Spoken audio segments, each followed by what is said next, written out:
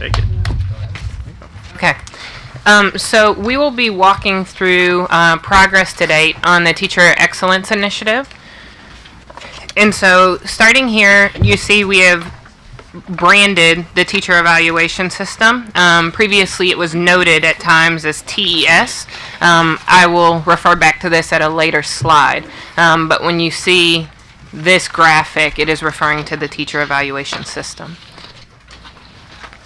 So as we looked at the work that needs to be done for the teacher evaluation system and teacher excellence initiative, we decided to segment the information. There's so much information related to this topic. This month we will take a historical look at what has been accomplished in the previous 2 years, as well as the communication plan and the beta test.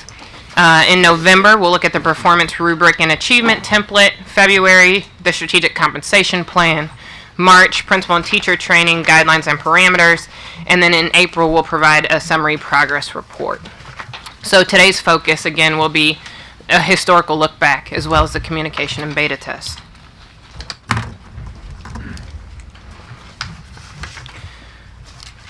So on this slide, we're showing 3 major work streams, which will be easier to see in your actual packet.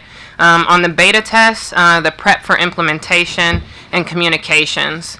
High level, the beta test is much larger than the spring 2013 beta that was done in the Samuel feeder pattern. The beta is testing major components of the system this fall and winter, and it will conclude in early spring. And there will be additional details on the beta coming forward later in the presentation. In terms of the prepping for implementation work stream, we're currently incorporating the feedback from the spring 2013 beta into current design, and we'll continue to use feedback from this year's beta as design is finalized. And so working with different input. We'll be convening additional teacher focus groups for feedback on achievement measures, as well as continuing to receive feedback from the TEI task force and school leadership teacher focus groups. On the communications front and that work stream, we will be holding community meetings and forums for Dallas ISD staff members, which are already in progress, to learn about the proposed system, as well as engaging community and stakeholder groups through ongoing meetings throughout the year. The formal training of teachers and principals is contingent, of course, upon board approval this spring. It would not take place until after the vote.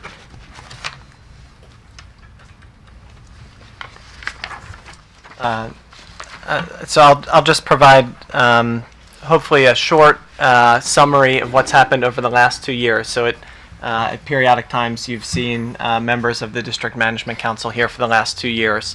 The first year, 2011 and 12, which is on the left-hand side, and I apologize, the formatting is not the easiest to read here, and the text is very small because really so many activities went on.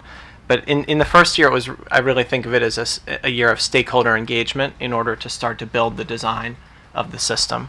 The rubric of effective teaching, which is the first line item there, I think is really the central piece of a teacher evaluation system. And so the first year spent a lot of time engaging as many teachers, parents, the public, principals and school administrators as possible to begin to design that rubric of effective teaching, and then really to flesh out what people were looking for in other parts of the design, both to build development for teachers and to build data into the system. You can see some of the lists of the committees, the task force, the surveys that were used to engage a variety of stakeholders. In this past year, which we have called the alignment year, it was really about consolidating that feedback, consolidating the design, and getting it aligned to Destination 2020.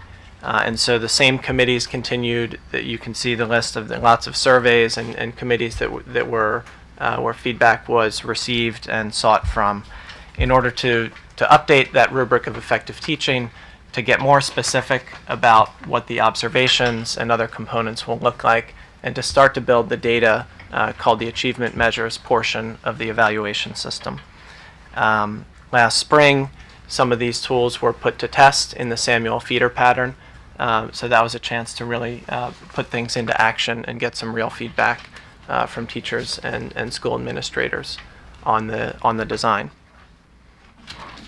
And I will stop there in terms of the historical background. Started this with us 2 years ago, right? But on this survey, did you take this survey of SBDM showed strong support for 8 principals? Because I see 932 total individuals, but only 93 responded. Did you do the survey that's in the PowerPoint presentation when you talk about feedback? I'm not quite sure where you are, but so in each of the first 2 years, we have helped the district go out to SBDMs to receive feedback on various options and sort of design strategies.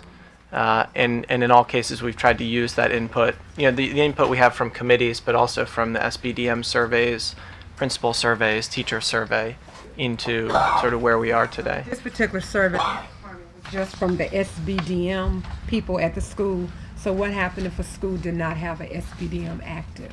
Did we do a survey just of all our 9,000 or 10,000 teachers? Yeah, actually, we did. We had a survey the first year, and we had over 3,000 teachers actually respond to that survey, and it was an online survey. I don't remember. Did we get a copy of that data, looking at what they said on that survey? Actually, we did. Yeah, we sent something out. Matter of fact, the first year we were meeting every 2 or 3 months with individual board members. You might recall that. Yeah. And during those meetings, we actually reviewed some of the feedback that we had received from that survey. But we have that information. Yeah, because I would like to see the teacher survey, because this is just for SBDM, and I know at a couple of my schools they don't have active SBDM, Yeah. real active. No, we did an online survey for And we got pushed out it's to all made of teachers. parents as well. So it was 932 total individuals. Responding sites are 900, but we only had 93 responding to the survey. I think that's a low turnout. Can we look at all our teachers that are going to be impacted by this evaluation system to include their voice of their opinion? Yes. That data Yes. to me is very important to talk to all the teachers. Yes, and we'll talk about that once we move further along in the I was- presentation. Okay. Let's let them finish their Okay, PowerPoint. okay. Yep. Parents, teachers, and who were engaging. Have a flight option after 7 p.m.? Oh, they're leaving at 7. Our flights are much later than that.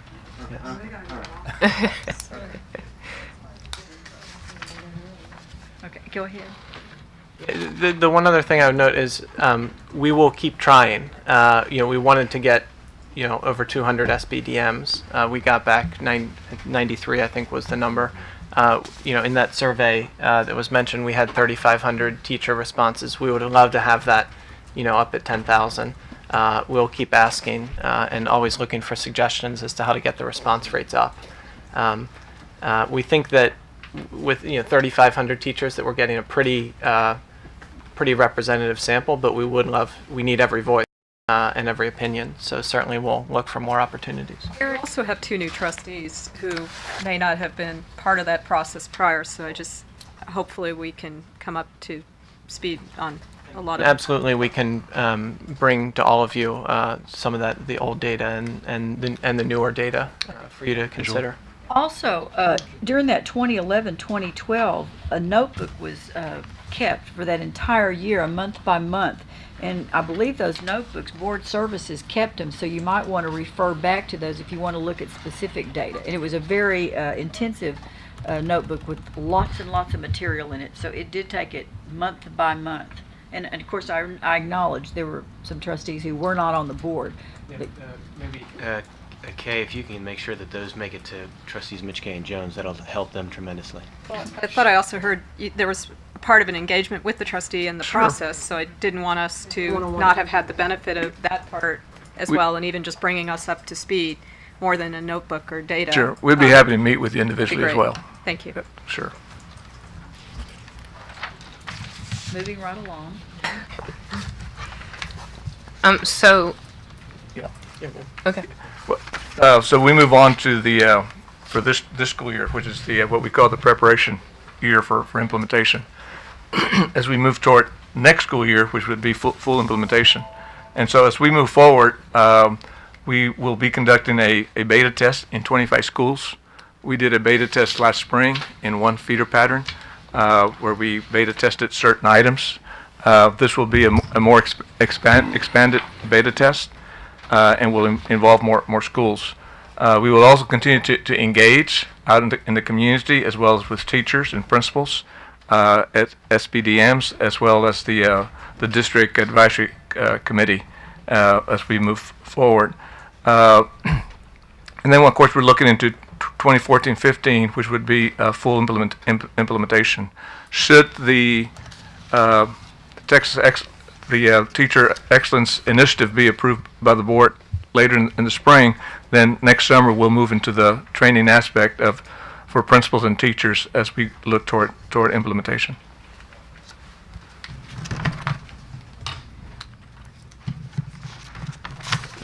This slide talks a little bit about the beta test itself that I made reference to, which will kick off October the 3rd.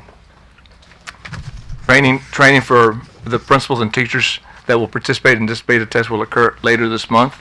And that beta test, as I stated earlier, is more expanded and will run longer. Will run all the way through February the 28th.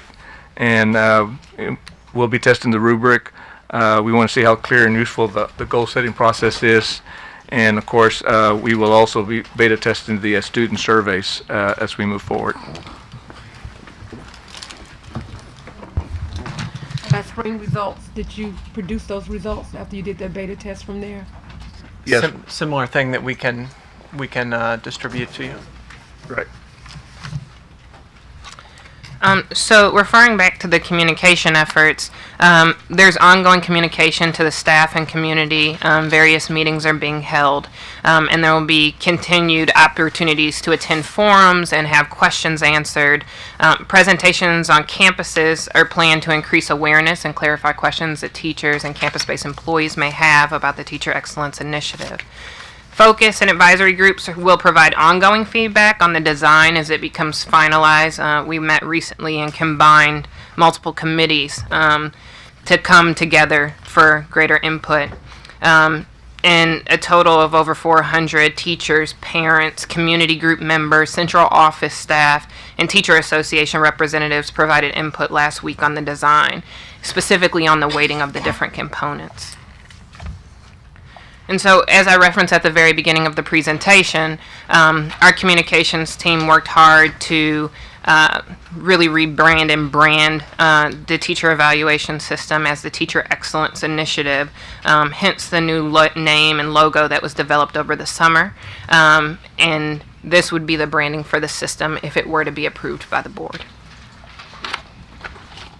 On the next slide, Trustee Nuttall referred to this spring survey of the SBDMs. We had 92 of them responding, and we will try to get more next time around. But you can see that those who responded, there was quite a high percentage of SBDMs who agreed with the 8 principles and parameters of the teacher evaluation system, and those are listed there really as questions. So one of the principles is that student achievement results will count for 50% of a teacher's evaluation, and so on and so forth. So those are the listing of the 8. The exact percentage, though, of that student achievement results being exactly 50, we're in the process now of surveying teachers to find out what they think the percentage should be. We're looking at somewhere between 35 and 50%, and so that's an ongoing process right now. We're gathering teacher feedback on that percentage specifically. On the next slide, then, you can see some information about it from a June community survey that we did. And in that survey, we had, see if I can find it, 500 randomly selected adults living in the DISD region. Adults were 30 years old or older and represented 36% Hispanic, 25% white, 26% African American, and 3% other. It represented we were trying to represent the city's geography and demography. And of these, 24% of the respondents wanted to have the survey conducted in Spanish, and we did so.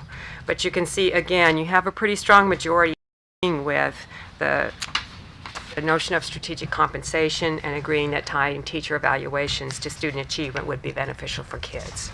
That's a The Wolf Group did that. That's Did correct. the survey you said again? I'm sorry, ma'am. The Wolf Group. Did the survey? Yes, ma'am. Then the next, this is something that we really feel very strongly about, continuing to listen to principal and teacher voice. So this year in the system, we've got principal focus groups that are the principal focus group that's very specific, a group of principals that school leadership helped put together. School leadership is actually running teacher focus groups through every feeder pattern, and that's going to be a way of making sure that we get voice from every single campus. We also have combined the former design and input committees into an implementation committee, and that will be ongoing in terms of looking at where we're headed for the future. And then we continue to have the teacher advisory council, so we have various mechanisms for making sure we continue to gather input. The next slide just gives you a little picture of the June event we had, where we had 200 teachers representing individual content areas, so math teachers or third grade teachers and so on and so forth. They came together and gave us input on the metrics themselves, exactly how much should, for example, STAR test results be weighted in that achievement portion of the teacher evaluation. We'll be conducting additional focus groups this fall to finish up that work and get teacher voice on all of the different metrics very specifically.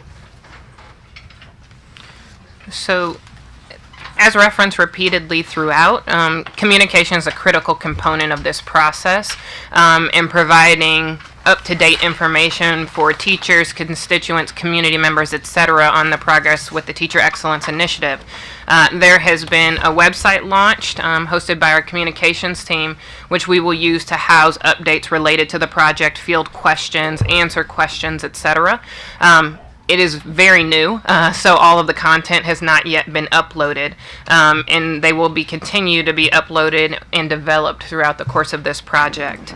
And so this is also a place where people can have the opportunity to respond to various information. And as well, all of us have people on our teams who are responding to inquiries. I get regular inquiries of people interested in participating, etc.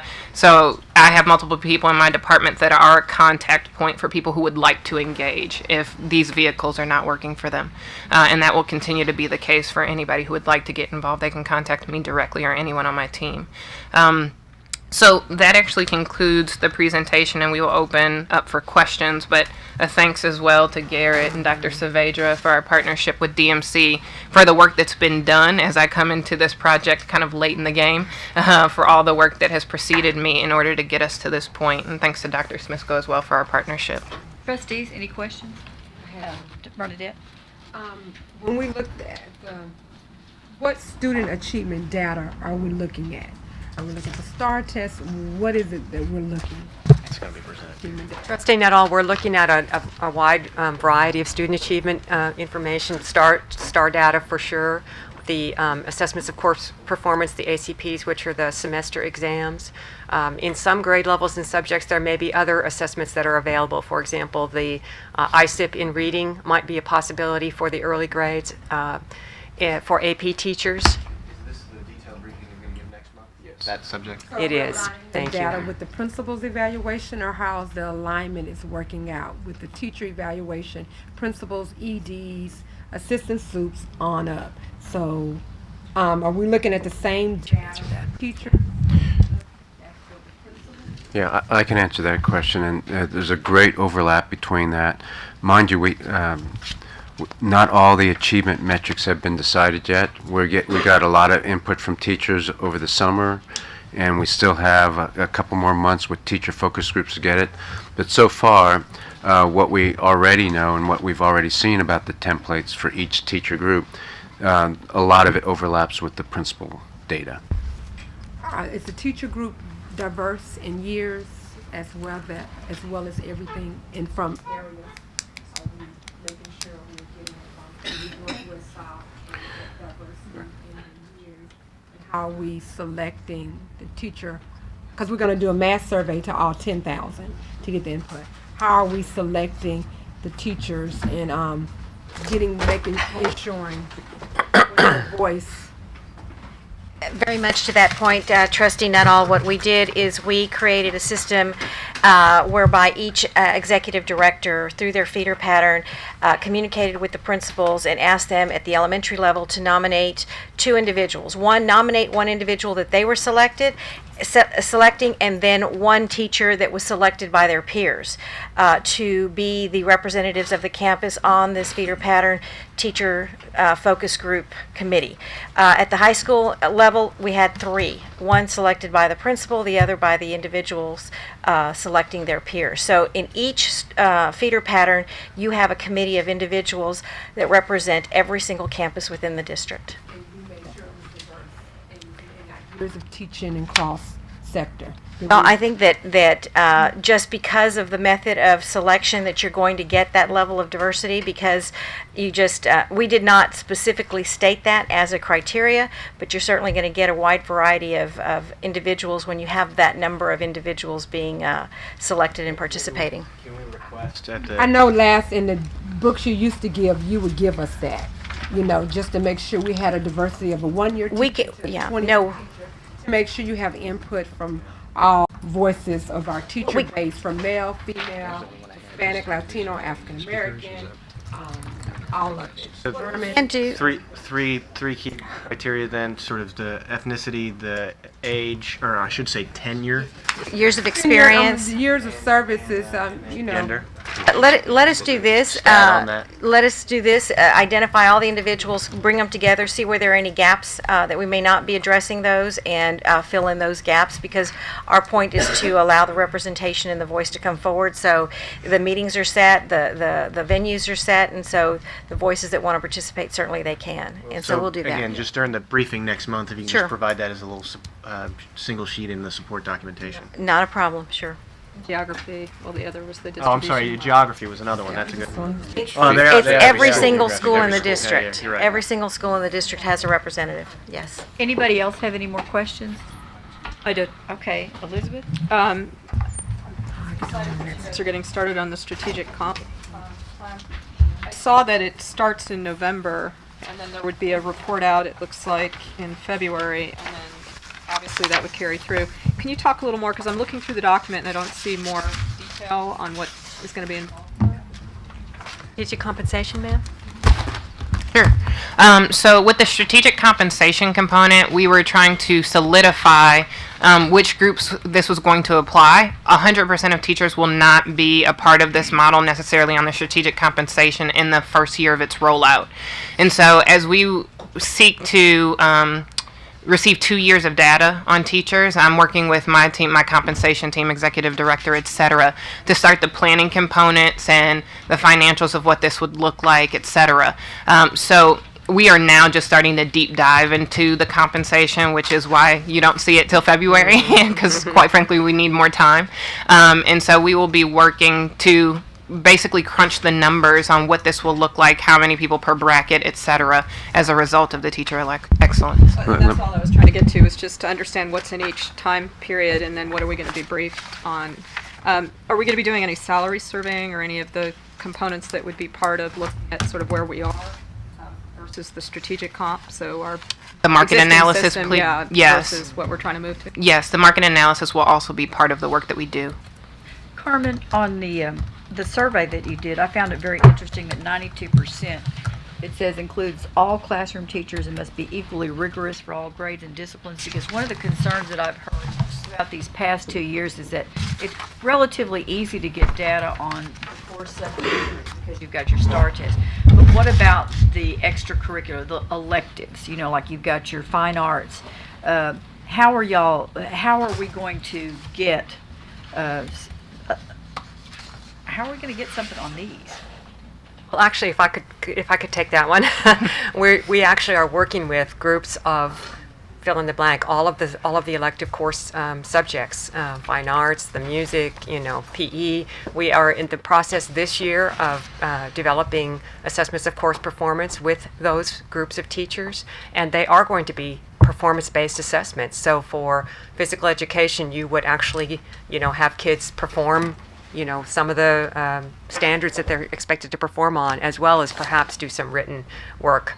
Same thing with art and music. For music, there will be some actual performance that the student has to perform during a session, and then there will be a judgment there. So we're building some of those assessments. In addition, for all of the teachers, we are proposing that the school's STAR results be a portion of every teacher's achievement template and other kinds of things that would help the school as a whole to be a part of the school. And I know Lou should I say former Choir, music teacher? band. I'm just It trying was to all. figure out who's going to be the judge. Well, I mean, on the art, so many times they have UIL contests and things. So will these be tied, their evaluation be tied to UIL? Like, did you participate? I mean, what did you get? I know they get 1s, 2s, 3s. Actually, for UIL, and I know Dr. Blackburn knows this, UIL does not allow us to use their results for teacher evaluations. So What about not just UIL. the participation without the score? Well, that may be something we consider. What we're trying to develop right now is actual performance on the part of the student based on the TEKS that are required for the course. I think there was a concern on each one of the meetings. How are you going to judge an art teacher? How are you going to judge a music teacher, a debate Right. teacher? We're working on that. You look like you want to say something. Please. So the first thing I would say is it will be easier for some groups than for others. And so when you see the more detailed briefing, you will start to see which groups it's easier for. And you can guess some that are easier for and some that's harder. You already are. And so they won't all be ready right away. And that's part of the. That's correct. As Carmen talked about, the compensation system won't apply to everyone, 100% of teachers right away. It's not. I don't think that the achievement measures will apply to 100% of teachers right away. The second comment I was going to make, the research is very clear that the system has to have multiple measures. We know that from every research study we've seen. And so even for some that you think are easy, it's not so easy to get to multiple measures. And so I think it's important to get it right for as many teachers as we can early, in the first year, and then work from there. The one other piece I'd highlight is the individual teacher goals. So each teacher will be able to select and develop their own goal, which should help the process of identifying other assessments that are out there and other ways of measuring student performance that we may not be able to easily identify at the beginning. I wasn't finished, Nancy.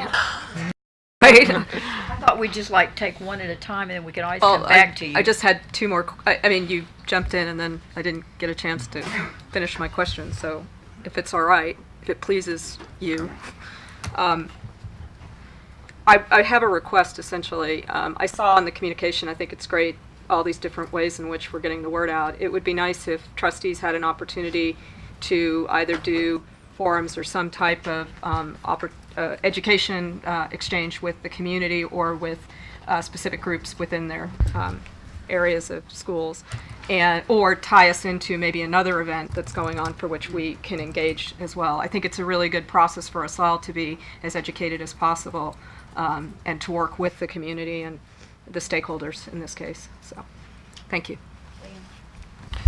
Yeah, and this may be more appropriate to talk about in the November meeting, but I do have a concern, having looked at some of the research about measuring the elective teachers with the same tool that you measure classroom teachers. And from my personal point of view, I don't think that we need to try to squeeze every square peg into the round hole to have the same exact instrument. And I would be, perfectly open to something that had a entirely different set of metrics for the elective teachers than the general classroom teachers.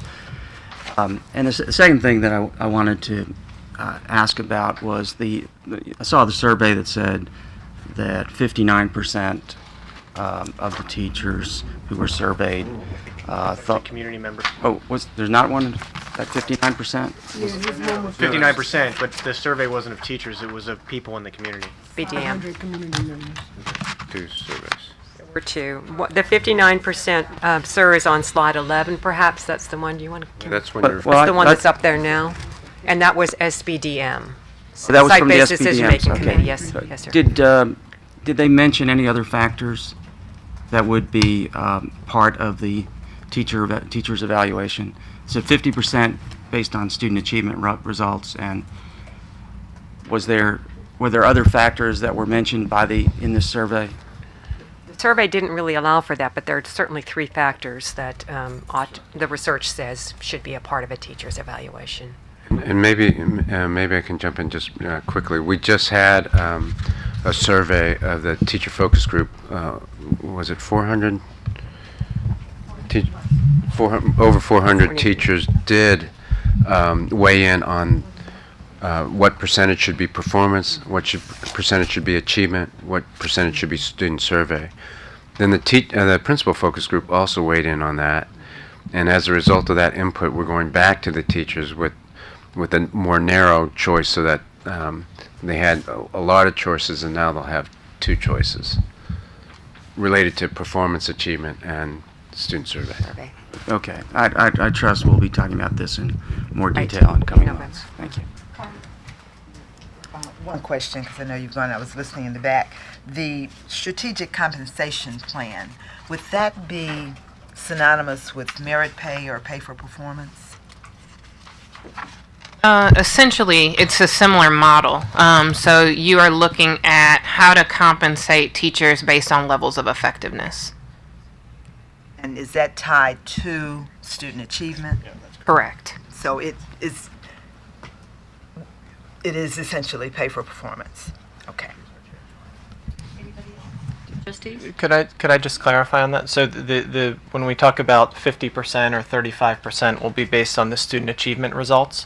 That I think the compensation system would be tied, 35% or 50% of the compensation system would be tied to student achievement results, and then another percent to the rating on the performance rubric. And by the way, there are 4 or 5 different performance rubrics, so there's some specialized rubrics for certain groups of teachers. And then student surveys could be another portion that contributes to the overall rating, which would contribute to where you are in compensation. So it's not just the data that would impact pay. But 35% to 50% would contribute to the pay for performance. Okay. Mr. Murray? So, I just want to make sure that I'm clear on, we're headed towards a May a request for approval from the board. When this, if I understand it correctly, what we're going to be adopting in May is sort of an approval of TEI, but we're also going to be keeping PDOS for some teachers because not everybody's going to move over simultaneously. Is that, am I sort of understanding the destination properly? So we actually had a meeting about this today. So that's not completely solidified because we were talking about the different options. So if you say that a group of teachers is going to be on this model with strategic compensation, what is the 30% theoretically? Let's say it's 30%. What is the 30%? Which model will they be on? Will they be on components of the same model? Will they continue to be on PDOS? So we were exploring that today, Just today, but we yeah. will continue. We'll have a better idea then. Correct. Yeah. It will be forthcoming. Had a while to figure it out. Thank you. Just one point of clarification, that when you were saying that 35%, 35% or 50% would be which is based on student achievement, would also transfer to the determination amounts. And I just want to make clear that we're talking about having a base. Say the base is 50%, and the variable compensation that we're talking about would be based on these percentages. Is that right? well, not exactly. Let me try to explain it. There are 100 points or 100%. That 100% is what's tied to the strategic compensation. So the compensation varies based on the entirety of a teacher's performance, which would include the entirety of a teacher's effectiveness, which includes performance, achievement, and a smaller portion on student survey. And it's those percentages, which is what the teachers are now debating and selecting. No, I understand that. I was trying to figure out if the entire compensation package On is the going to be variable or just Whole compensation. some kind of base level. Teacher had really high achievement, but their performance is very low, that would affect their effectiveness, which is tied to What's the compensation. difference? You're asking a question about pay. Yeah. So, Pretty low. yeah. That So, was- yeah. So what if a teacher has more Incentive? So, Let's- Yeah, doing that's, that with kids on our magnet schools versus our comprehensive schools versus our, how are we working all that difference out? So if I can just, for the sake of time here, we're going to get a detailed briefing in February answering all of those questions, and we're going to get a detailed briefing November, November. not next month, I think, answering all those questions. So let's just sort of, just for the sake of not answering every question today, let's try to.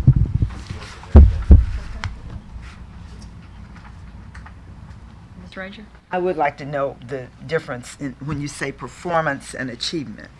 You say there's one area of performance, one area of achievement. So you're Yes. talking about student achievement. Right. Whose performance are you talking about? yeah, thank you for giving me a chance to clarify. So, teacher performance is based largely on the rubric that we have for teachers that DMC helped facilitate over the last year and a half, and which is now being piloted, or beta tested rather. And so those performance areas are the ones that our teachers are pretty familiar with. They have to do with engaging students, with teaching an aligned curriculum, classroom management, those sorts of things. So that's when we say performance, we mean teacher performance, and we mean performance generally in the classroom. Well, you did mention that first, but achievement actually has the highest, I thought, I heard, and correct me if this is wrong, the highest percentage in weighing the pay for performance that Decided. plan. Is that not true? It's being decided Certainly. now by teachers, but it will most likely be lower than teacher performance as a percentage. So we're going to see a lot more of you guys. Okay. Thank you so Thank much. you so much.